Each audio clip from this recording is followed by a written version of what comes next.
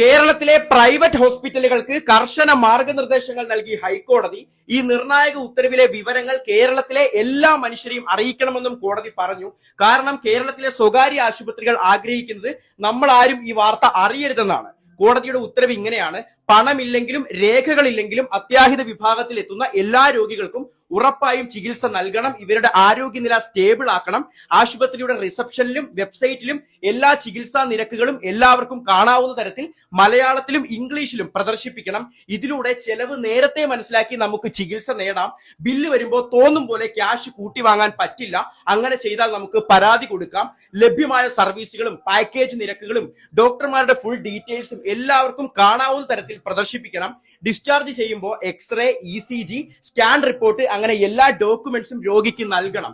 രോഗിയെ മറ്റൊരു ഹോസ്പിറ്റലിലേക്ക് മാറ്റണമെങ്കിൽ അതിന്റെ ഉത്തരവാദിത്തം ആദ്യം ചികിത്സ തേടിയ ആശുപത്രിക്കാണ്. പരാതി നൽകാനുള്ള സംവിധാനവും പരസ്യമായി പ്രദർശിപ്പിക്കണം. എല്ലാ ആശുപത്രികളിലും ഒരു പരാതി പരിഹാര ഡെസ്ക് ഉണ്ടാവണം. ഒരാഴ്ചക്കുള്ളിൽ നമ്മുടെ പരാതികൾ തീർപ്പാക്കണം.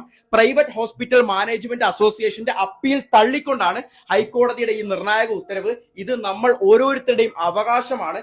അതുകൊണ്ട് തന്നെ എല്ലാവരെയും ഇപ്പോൾ തന്നെ ഈ ഇൻഫർമേഷൻ അറിയിച്ചോളൂ. Thank you.